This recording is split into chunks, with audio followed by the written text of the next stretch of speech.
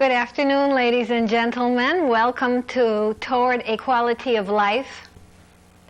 We're broadcasting here from the Roxbury studio of BNN TV.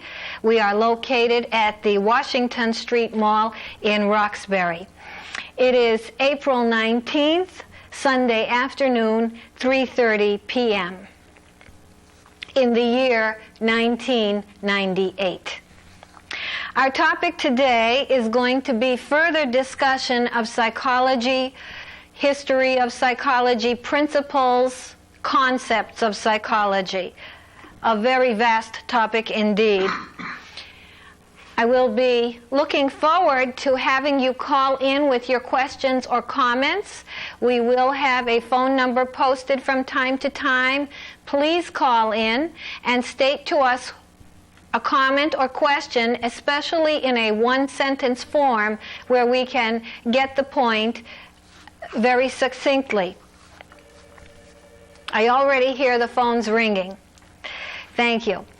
Now, I'd also like to make an announcement separate from psychology, which is that, as many of you know, I perform original music, and I will be appearing with the original music at the Hard Rock Cafe on May 2nd at 10 p.m. There is no cover charge. Come one, come all, and we will have a cosmic powwow.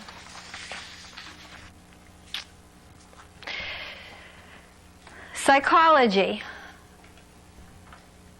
As I have said before on other occasions in coming to you from television studios, psychology is originally derived from philosophy. Philosophy being a search for truth, a search for wisdom, most famously known to us perhaps from times of ancient Greece and famous philosophers such as Aristotle, Plato, on down through history, other notables being persons like Descartes, Kierkegaard, and Immanuel Kant. Cannot forget Friedrich Nietzsche as well, including philosophers who are with us today, but certainly names which over many centuries loom very large in our intellectual history. And philosophy is pretty much a search for knowledge, a search for truth, a study for wisdom, hopefully rational wisdom, rational ways of learning about what people are all about and what the truth of our existence is here on planet Earth. Psychology comes out of philosophy sometime in the 19th century, where it begins to be its own science, its own endeavor, not asking so much the rhetorical questions of what is God, what is the nature of existence, or why is there life to begin with, but asking questions, what are human beings about, technically, so to speak, or scientifically?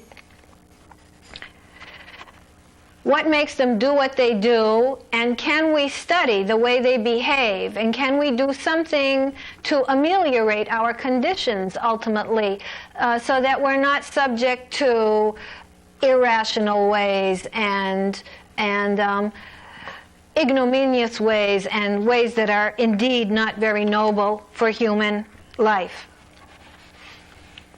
We might say on that score, though history seems to move very slowly in small steps of change, of being less monstrous and less abhorrent than it might have been in previous times, we are probably still a very long way from becoming all that we could become in the ideal, and we don't even know if we will ever get there. Typically, because psychology is about ourselves, it tends to be, it's not typical that this would happen, but typically it does happen. Typically, it being about ourselves makes it something scary to us, something that we try to stay away from often, although some people are motivated towards it and propelled towards it, very many others are propelled to move in the opposite direction. And also we know that psychology, dealing with human life, of course, would be dealing with a lot of things that are about suffering and pain, and a lot of things that are less than perfect. And it happens to be our human condition that we would oftentimes not be able to bear to look at those things, or prefer to keep them under the rug, so to speak. Now, the major areas of psychology are very many, and I want to outline them briefly so that you would see just what a vast kind of field I'm talking about when I talk about psychology. And when I say this, I want to emphasize that I am separating this from the commonly thought of idea of psychology as something which is merely for pathology, merely for people who are so-called mentally ill, merely for what's been known as abnormal behavior. This is but one part of psychology. Psychology in and of itself merely means studying about people in any circumstance, be they behaving conventionally, be they behaving in ways that we find unusual, be they at work, be they going to the moon, be they behaving together in groups, be they doing something privately, whatever state they are in, whatever gender they are in, age, etc., etc. So psychology merely really means the study of human beings as they exist in space and time on this earth as we know it to be, to the best of our senses, with the bare intelligence that we have, and it's not that very much, but with what we can do with the brain that we have and the senses we have to perceive, know, and understand ourselves. And like I say, implicit in that always is the latent idea that we would somehow ameliorate or make change or grow into something that would represent us in the most beautiful way we might be represented according to ideas we have inside of us about what a beautiful and noble human being or human life would be about. So back to the major areas of psychology, to name a few. There is, for example, physiological psychology, which would talk about all the systemic blood, brain, nerve changes that happen to you in various states of consciousness, in various states of emotion, and in various states of thinking. Thinking being known often as, for example, cognition. It's called cognition. Next we have and also the study of the brain. Unfortunately, a lot of animal research done on this, and as I have said to you on many other occasions, I completely refuse to or do not accept any animal research whatsoever. However, a lot of the physiology that we understand about the brain and body responses in terms of behavior has been done on poor animals in laboratories, and suffer indeed they have, and they continue to suffer as we speak this very moment. Secondly, we have medical psychology, which is about hormonal states, vascular states, brainwave patterns perhaps, immune system conditions that go along with who we are as behaving biological beings. So a look at the human being from a medical perspective or a body perspective. Psychophysiology, which might measure the changes in the different response systems that you have, such as your circulatory system, your hormonal system, your nervous system, the nervous system being fundamentally of two very gross aspects, one being a system that speeds up processes, and another being one that is a slowing of processes and an inhibiting of processes. So the changes and monitorings of internal states, mainly by external means, to parallel what we might know about ourselves, just generally speaking, not looking at these body changes. Next, we have ethology, which is the study of animals.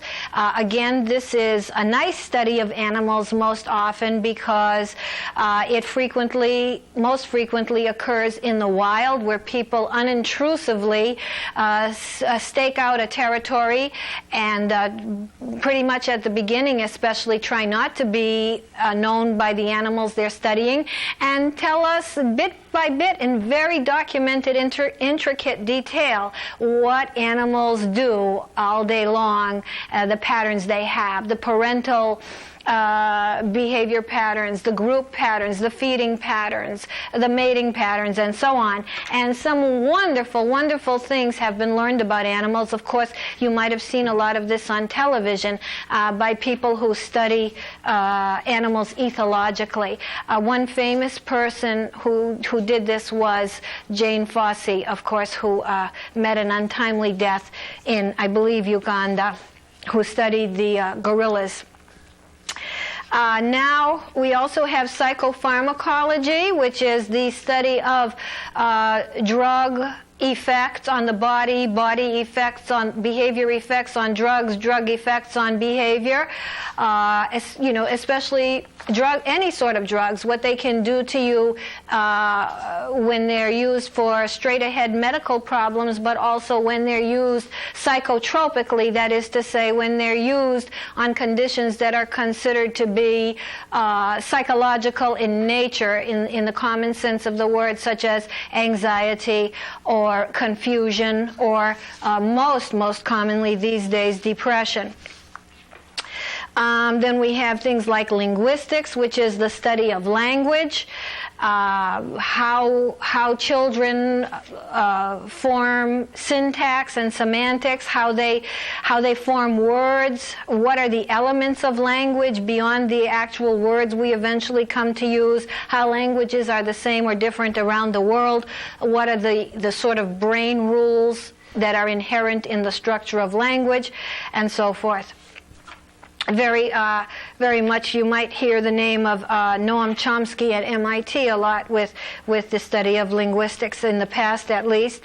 Then we have genetics, and we all know, we've heard a lot of things about genetics. There is also genetic psychology, which might study things like the temperament of people that might be handed down through them, babies that tend to fuss versus babies that are more placid, many kind of tendencies even to anxiety, any sort of things being studied from the idea that these are imprinted, they are given in your basic biological fabric, that they are given to you by the imprint of your DNA in your cellular structure. Then we have experimental psychology, which studies so-called how rats learn in a laboratory, how they run a maze, how they get food or don't get food, how monkeys learn tasks, how they learn to choose the right objects in order to obtain food, and so on. Again, these kind of experiments involved animals. There is very, very much that has been learned by this psychologically, not that we have really used very much of it in the world at large to benefit ourselves, but much of this kind of psychology has been rather unpleasant to downright extremely painful to animals, and again, I have to say I would not favor using animals for experimentation. However, running rats in mazes is one of the least kinds of intrusive experiment one can certainly do, and the kinds of experiments that go on today, especially in medical research, such as growing cancer cells in animals, giving them AIDS, and so on, are far more deadly, or putting them into space in various kinds of circumstances and studying their tissues when they return. We have neuroscience, which again uses animals, and this can be ghastly.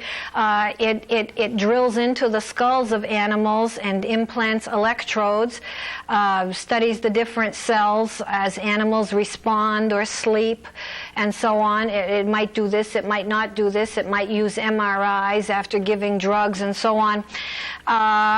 Very ghastly for animals. An awful lot of neuroscientific research goes on right here in the city of Boston and in the world. It also goes on humans when we look at especially brain-injured humans or elderly people who lose some faculties or various conditions that are indicative of brain changes. There are studies that go on, not as invasively, though from time to time kinds of research have been built up by surgeons who do go into the brain of humans for clinical purposes and for remedial purposes, and are able to learn some things this way. So neuroscience, a lot of the neuroscience we learn from humans is done by interpolating what we know about the brain from what we see of the human in front of us, and then maybe with various scans of the brain that can show which parts might be not getting blood supply or have cell problems, or by doing post-mortem examinations of the brain, we would determine what is going on neuroscientifically with humans. We also have behavioral psychology, which is a descendant of experimental, and it pretty much talks about the way behavior is shaped by the contingencies that are impinging on the acting organism in the environment. And I have brought that word to you many times before: contingencies, conditional events upon which behavior hinges or is dependent or is coincidental to, so that everything that I am doing right now depends on me, who I am with my history, me, who I am with my goals, me, who I am physically and stamina-wise talking in front of you right now, and also being aware of the lights and the crew and the fact that I'm on television. Many environmental variables that are both carried with me historically, some of which are internal to me as I talk to you right now. Nevertheless, many of them conditioned, even though they're occurring presently, conditioned to make me who I am as I speak to you now, and many of them circumstantial around me, and some of them even more global. For example, in the back of my mind, though not particularly focused on it, I do this television show in order to communicate and do more, even to communicate with you. It's part and parcel of wanting to do this in a more broad way, in a more further way as we go forward into the future. So you can see how many contingencies are operating on the organism or the living creature, be it animal or human, as it acts and behaves in this world.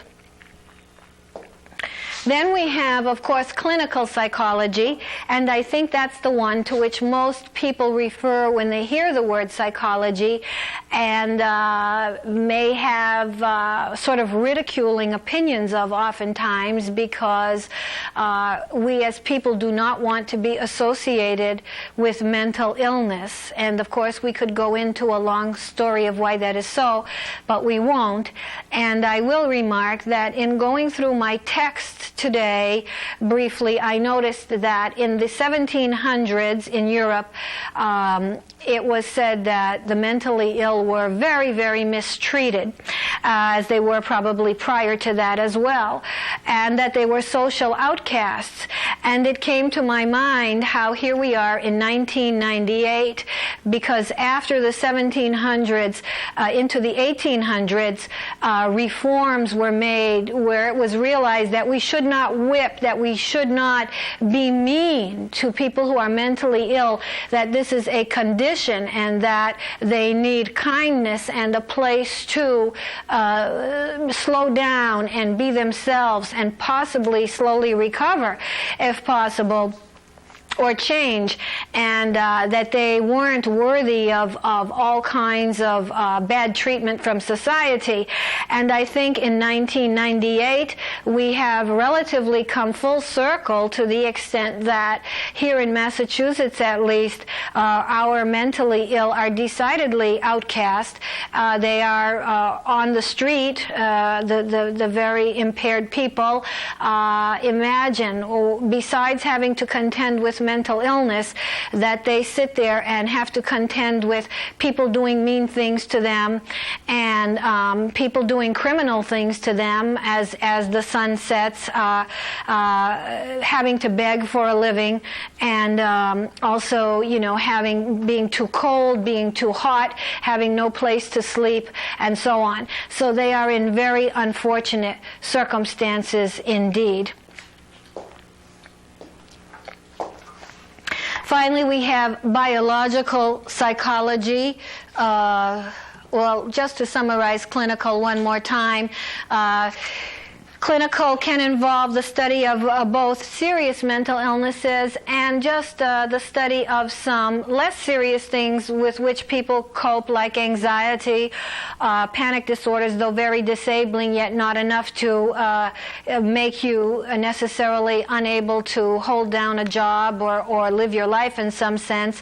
Also illnesses like obsessive compulsive disorder, which can be very interfering with one's life, depressions, but also classically, historically, and unfortunately not so much today, clinical psychology providing a forum for people to just explore themselves, to go inside, to get over hang-ups, to find out who they are, to know what it is that has made them the kind of human being they are, and to get some sense of relief and some way to improve upon and feel more balanced as they move into the future.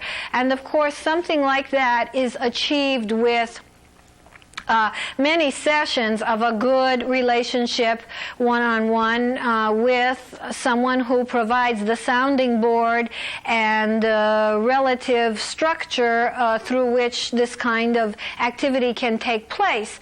And it's such a marvelous thing because in every one of us there is so much psyche, and I'm going to get to that word psyche, P-S-Y-C-H-E. It has nothing to do with the people you see on TV who are called psychics, and I will talk about that. We are just talking about the pure meaning of the word psyche, which from the Greek means soul, and it does not mean soul as in religion. It means soul as in the guts and spirit and foundation and personality of who you are. And we all are something inside that's waiting to flower and be beautiful. We are also something inside that is ugly and repressed, pretty much. And the journey into our consciousnesses and being able to speak with each other freely and exchange ideas and not be worried of who's looking over our shoulder or what cost this will be to us in terms of social consequences. This is a great liberty and opportunity that has to a great degree been lost in this country as we have moved through changes in our insurance systems, changes in the costs of having such relationships occur. And so there is very less of this done. But what we could know both individually and in groups by just free associatively letting ourselves flow and meandering through the corridors, be they dark or be they light, of our internal psyche, of our constitutions. There is so much there. Look at how very much alone is in dreams. Imagine what's inside of you, what your mind, heart, and soul and spirit is full of, what possibilities there are inside of us as human beings. And in this workaday rush world, in this world of having to behave according to certain prescriptions, more and more so, a lot of this is being subdued or submerged somewhere. I don't know where, but we still are those people. We are not yet merely robots or automatons. We are feeling, thinking, living people with a lot inside of us to know, give, and get, for that matter. So that is clinical psychology, the heritage of clinical psychology. We also have biological psychology, body and psychology, correlations, developmental psychology, how children develop or how people develop over the lifespan. And if you've ever watched children, you know every single thing from their motor behavior to their eating behavior to their thinking to their verbal ability to the emotions and concepts they're capable of, all develop, mature at different stages over time. And that when a human being is born, a human being is completely helpless. So unlike many other species, we have a great responsibility with children, with infants, to take care of them every step of the way for ever so long, because they are born unable. They are born unable to lift their heads or focus their eyes. They are born unable to walk or crawl. They are born unable to speak. We don't know what they think, do we? I said this before. I remember I read that Pablo Picasso had said he could remember things occurring that when he was in his mother's womb at 6 months. So things are going on inside of children, whether this really happened or not. But we have not as much a handle on that as we do on each other once we do know how to talk and mature to a certain level. And finally, we have social psychology, which is about people in groups, people in a culture. For example, the voting behavior of people of the United States would be a socio-cultural phenomenon. And people might study the attitudes of people, the voting patterns of people, and what makes them right or left or center, and what makes them choose what they do. Sociological, social kinds of phenomena, as well as how people behave in groups versus alone, and or groups and the need for social interaction in human beings, which, by the way, when deprived, and we certainly are deprived in our automated, computerized world, we are deprived of a lot of social interaction today, and we can see the escalating results, including the social interaction of parent, family, and children as well. Now, I also wanted to bring up the idea, the field of psychiatry, because it's often used interchangeably with the word psychology. It would be too long to give the whole delineation, but generally speaking, psychiatry is a medical degree, and in its history, the first psychiatrist, so to speak, would have been Freud, though he was a neurologist who turned his attention specifically to the inner workings of the human psyche, Psyche. And the training of psychiatrists is medical, and in history, they did in the beginning for a long time turn themselves to the inner thoughts, feelings, and motivations of human beings as part of their practice very often. But in recent times, they have gone very much, though not completely, towards biological models. In other words, addressing what people come to them for with pharmacological interventions, that is to say, a prescription of drugs very often. So that might be what one might encounter, though not always. Many are still involved in a clinical interchange, in a therapeutic interchange with clients. Psychologists and also psychiatrists would also have a very medical training. They would know a lot about the body. They would take a lot of medical courses and be approaching the body from a medical point of view. The psychologist, on the other hand, approaches people from their behavior, from their thinking, from their performance, from what they're telling of their feelings, from what can be observed about what they're doing, and all the various kinds of psychology, including others, are some of what I just talked to you about just before I brought up psychiatry. And psychologists do not prescribe medicine, though they may act in conjunction with psychiatrists or nurse practitioners who do. However, the laws are starting to be changed, and changes are being made so that psychologists who choose will be probably providing also medication in the future. But the two perspectives often are quite different indeed, though not always. And the degree of a psychologist is a doctorate degree, which is a PhD or a Doctor of Philosophy degree, of which there are many, many possible branches to obtain such degrees in, not only in psychology. Now, psychology is a special science unto itself. It's not built on a physical model in reality, though a lot of psychology is practiced, like biological and medical psychology or psychophysiology, looking at what's going on in the brain, the body, along with what can be seen and observed and known from what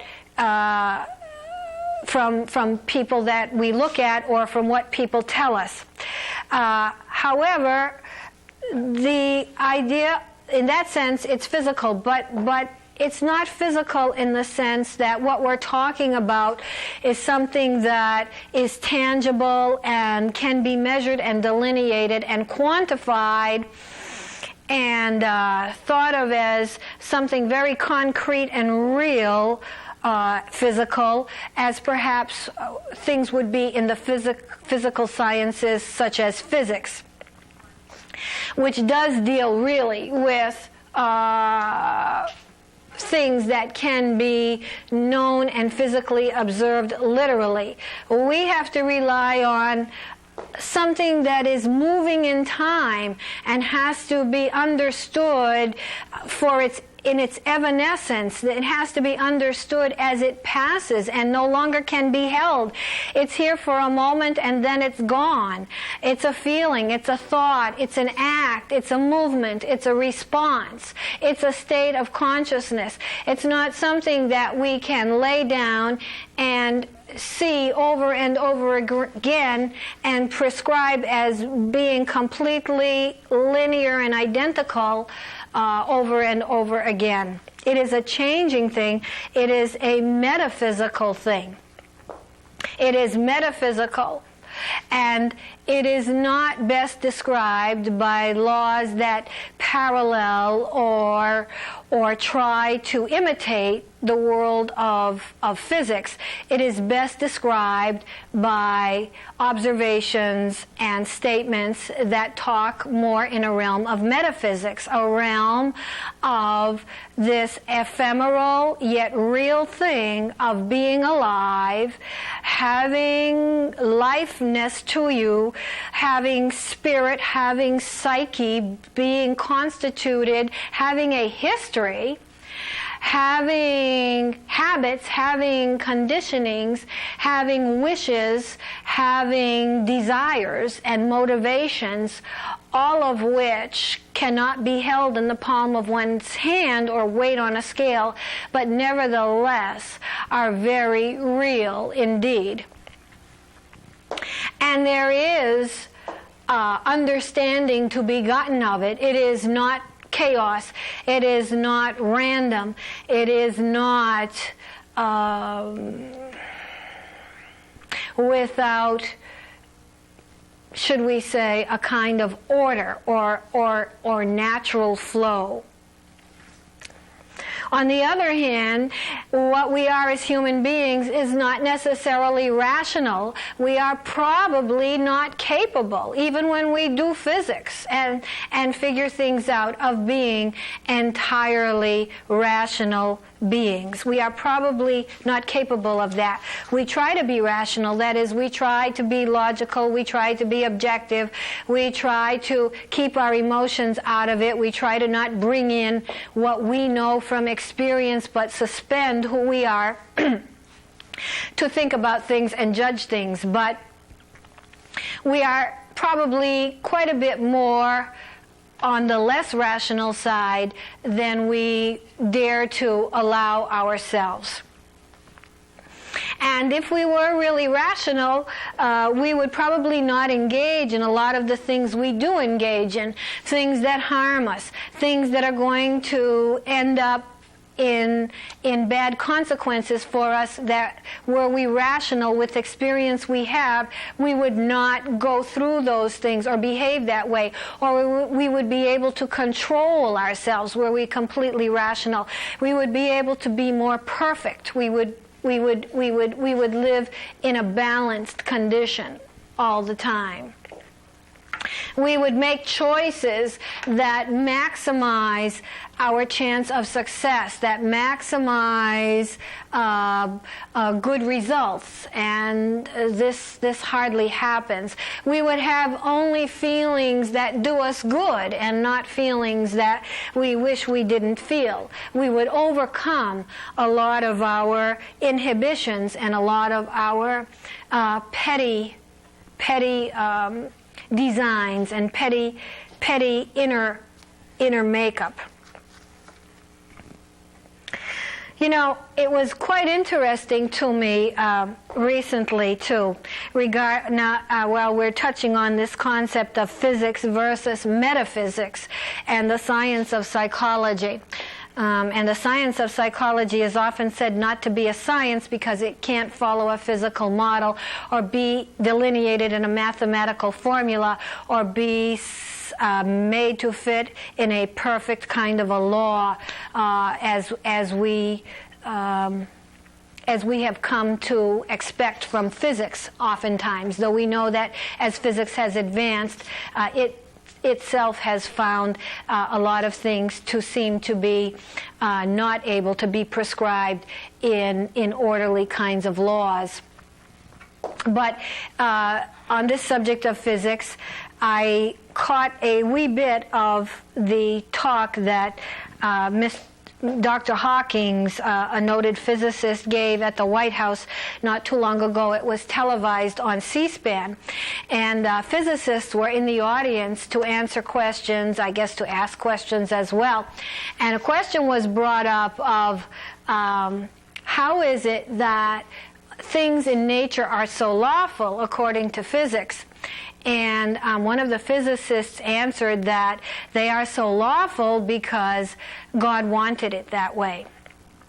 And I found that somewhat funny or amusing, I should say, because it wasn't so very long ago in this century that physics was telling people, not directly, but people in the hard sciences and philosophizing therefrom were saying that implicitly somehow we will, with the advent of science, get to know virtually everything, and in the physical world be able to describe it as we move forward.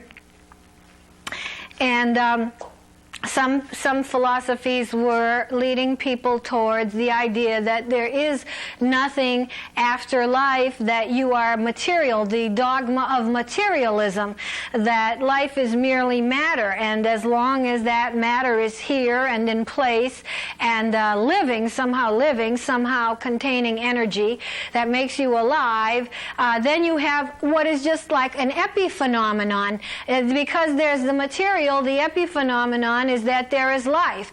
Because something crashes together in the universe, there's an epiphenomenon of life.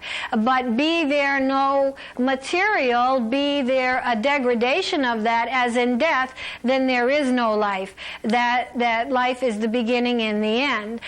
Something that was implicit in a dogma of materialism, propounded by some people, though not all, and sort of a virtual rejection of a religious point of view, because life was a genetic, biologic event that, like entropy itself, degrades, and that's all there is.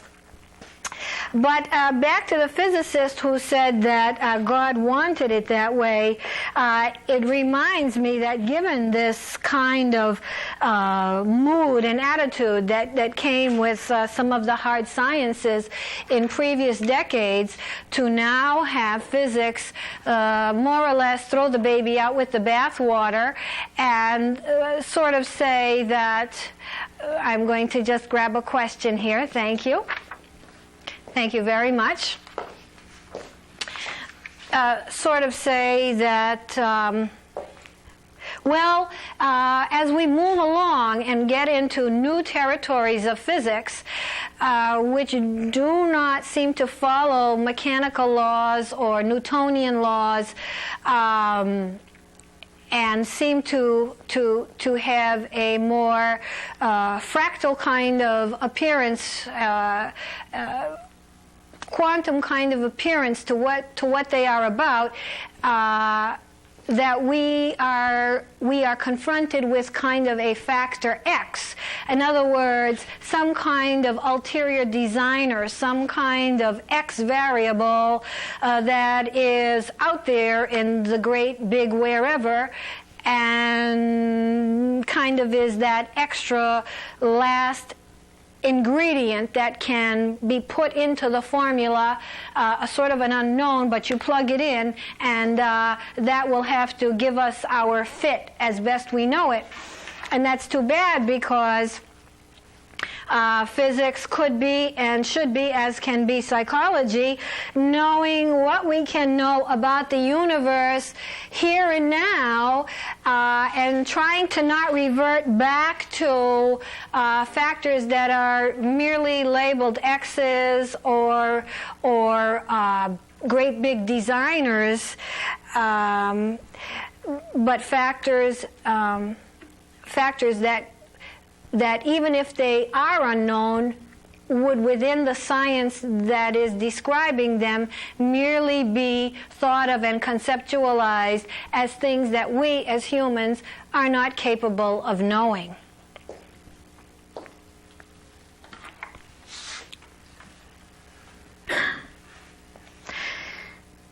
And when we do psychology, we don't generally like to reason, or any science like to reason teleologically. That is to say that things happen because of some kind of ulterior factor, ulterior design leading towards its end.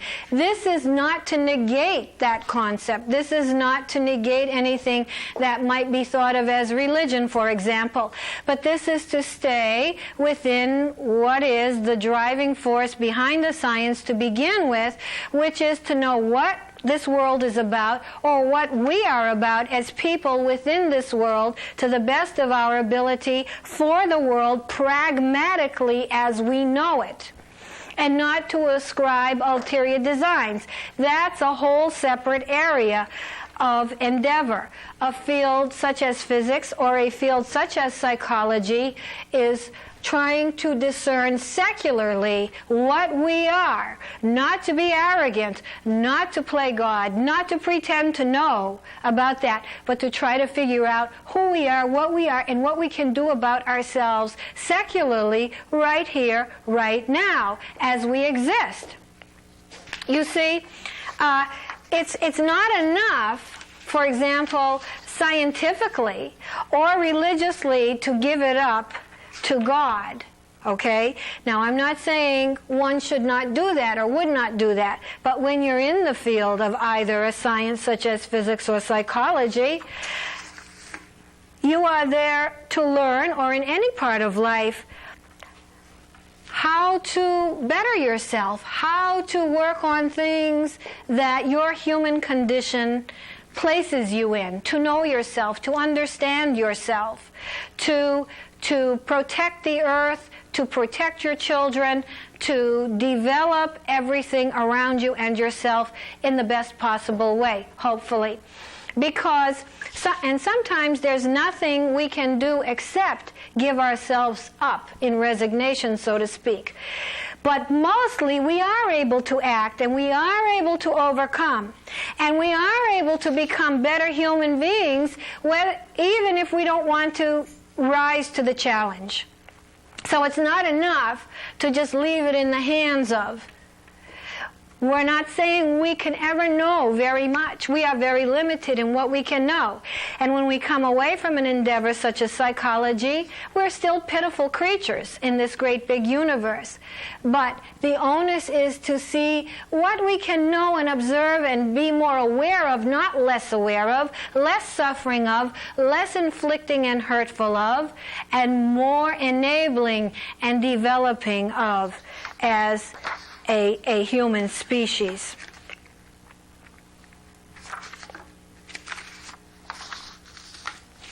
Now let me go back to an exact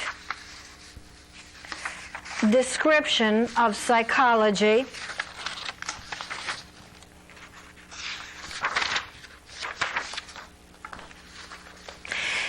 Psychology exactly is the behavioral description. And the behavior could be feelings, thoughts, what you really observe, like me standing here right now, the movements I'm making, the things I am saying. The behavioral description of the intricate organization of what a person does, says, or feels. And it is phenomenological. It is happening right now before your eyes. It can't be held. It's over before it's done. It is moving in time. It is evanescent. It is ephemeral. It is nevertheless very real and very human. It is metaphysical. It is not physical.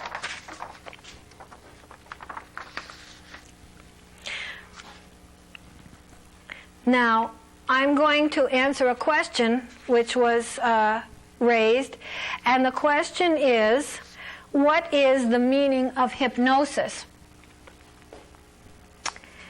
And technically speaking, hypnosis would not have a meaning per se. It would be more, what is hypnosis about? And hypnosis is about people who are perfected if they do it well, in the art of following very subtle gestures of your human responsiveness to their commands and their movements, their motions, their tone of voice, to mostly cause you to fall into a different state of consciousness than the one that is awake and alert and reasoning and being involved in the environment that you're in. And it's kind of a, when you do drop into a state of hypnosis, some of the gates that you have up to implicitly protect yourself from contingencies around you, to not be hit by a falling rock or cajoled or made a fool of or swindled or many of the kinds of things you have to watch out for, even when you're not watching out for them as you negotiate the environment. When you fall into a state of hypnosis, a lot of those gates and protections are relaxed, and you're in a state of what's called suggestibility. So what a person says to you can come into you in a more direct, open way. You're not resistant to it. You're not as close to it. And so if you go to a person for hypnosis and it is, for example, to stop smoking, then the suggestions will be made to you about not liking cigarettes or not taking cigarettes or things that you will do in place of that, and so on. And your response is watched, and presumably this can be carried with you after you are brought out of the state of hypnosis and walk around with you, so relatively implanted as a new part of your behavioral repertoire. So that is what hypnosis is about. It started with someone named Mesmer, a couple of centuries ago, I believe. I can't remember exactly the date. And we have the word mesmerized today, too. And when you watch TV a lot and videos and the internet, you can become mesmerized. It's not quite hypnosis, but you can become so involved, and messages are coming to you more directly somehow than someone perhaps talking to you firsthand experience. And if you don't believe that, all you have to do is look at the marketing from the marketing research from commercials that decidedly get into your brain to such a point that you can see people walking around completely living under the advertising aspects of what they want to do, what they want to eat, what they want to buy, how they want to look. Okay? But hypnosis is a more formal, structured, focused, and concentrated effort at getting you into a suggestible state where your defenses are dropped. And not everybody is easily falling into hypnosis. And it has been studied, too, what kind of personalities will be more suggestible. And, of course, just from common sense, you might realize that people who are more guarded, perhaps, and tense and worried and wary of what's around them might be more difficult subjects, so to speak, when it comes to hypnosis.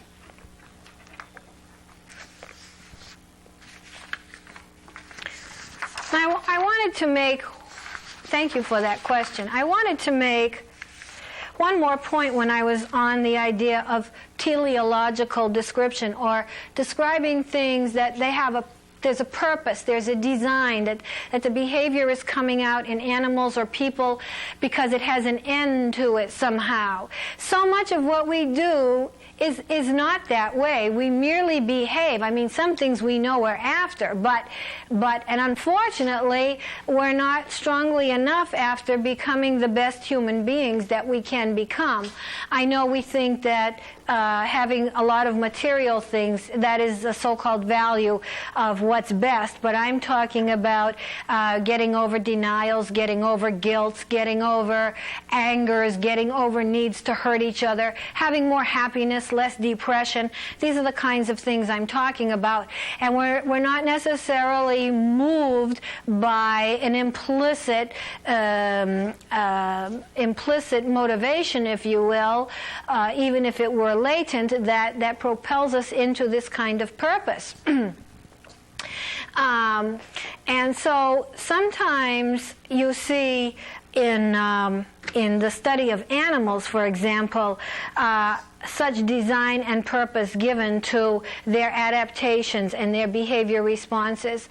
For example, you see that a show on cat behavior, and it might show cats playing, and it's so adorable and cute, and it will say, it will be said that they play in order to learn how to hunt.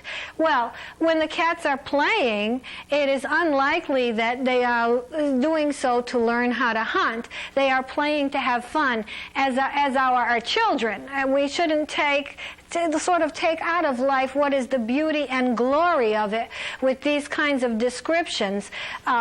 When our children need to play just in and of themselves, and so often you see them crying when their parents try to pull them away from playgrounds because they get way too little ability to just be children and play for play's sake. Are they learning things? Yes, they are, but are they pulling this curtain here or coming around and investigating what's behind this podium because they saying, I want to learn? No, they are doing it because they are curious, and that is the nature of life. So we shouldn't demystify and squeeze out of life what is the beauty and nature and glory of it when we try to give these teleological descriptions that we make up and project onto behavior as being reasons for the behavior occurring. Again, reasons in the great big design of things, which we cannot know. We cannot be privy to any great big design, so to speak. Or it's talked about cats rubbing up against you with affection. It's not talked about sometimes when animal behavior is talked about as affection. It's talked about releasing hormones from the glands in the face. Well, that's a spoil sport way of talking about such a beautiful thing as Fuzzy Wuzzy Kitty rubbing him or herself against you. So, and similarly with what we do as human beings. Let's live it for what it is and the beauty for what it is, and let's not scientificize it, and I don't like to give science a bad name using that word, but let's not subtract from it what is really the guts of life. And the guts of life is you and me living, experiencing our blood, sweat, and tears together, sharing, sacrificing, relating, talking with each other, having fun in a natural way, in a way that builds trust, that builds communication between each other. Well,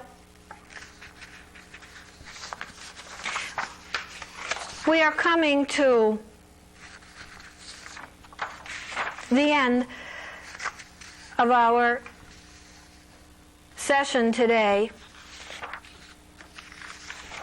and there are a few things I would like to say before we leave. First, I would like to say that I have a book called The Psychology of Human Life.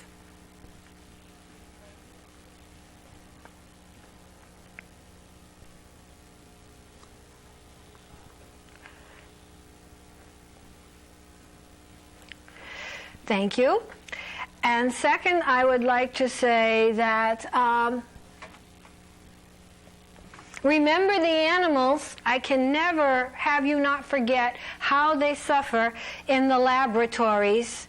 They are suffering so right now in Boston, at the universities, at private research facilities. Who's going to speak for them?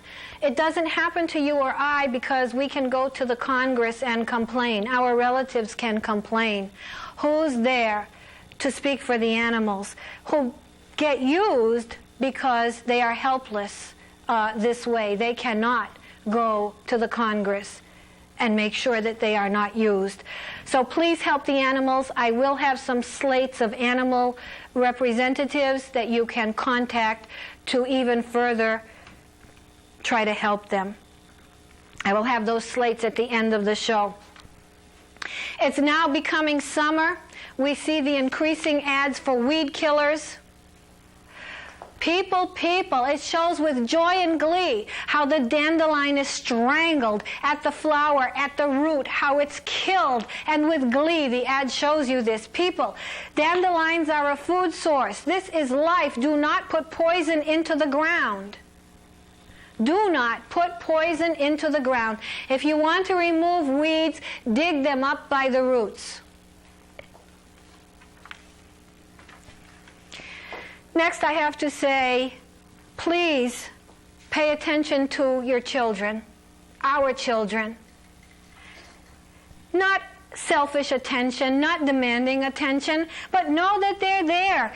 Even when they're quiet, they don't need you 24 hours a day, but they want to know in the back of their minds that you're paying attention to where they are and what they're doing, and then they can proceed on their own with safety and security. No, attention is the natural condition for children, please.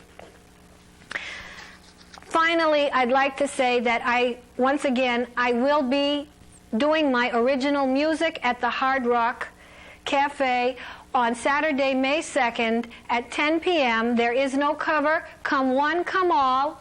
Let's have a good time.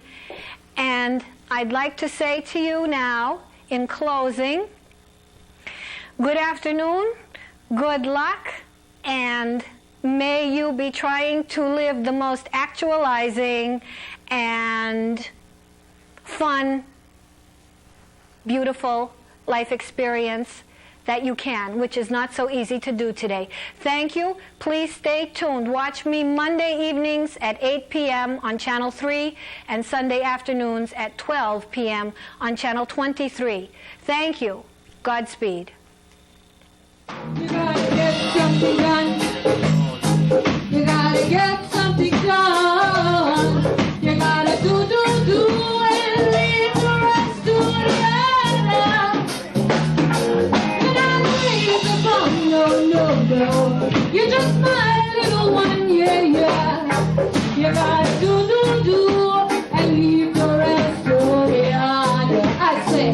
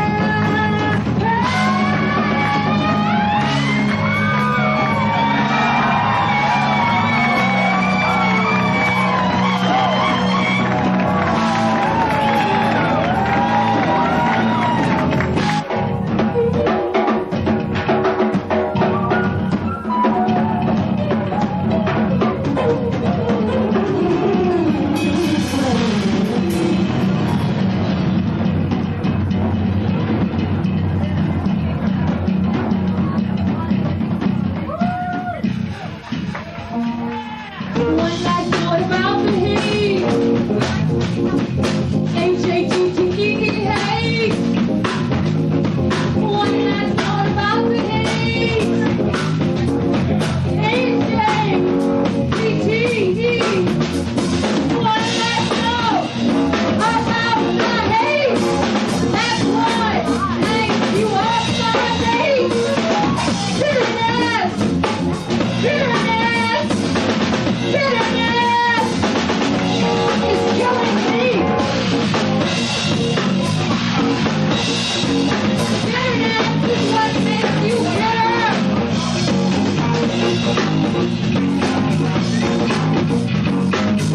Goodness and all my freedom seems to disappear. Along with it you got it, those sadness. Along with it you got it, those sadness. Along with it you got it, some gladness. Maybe we don't know.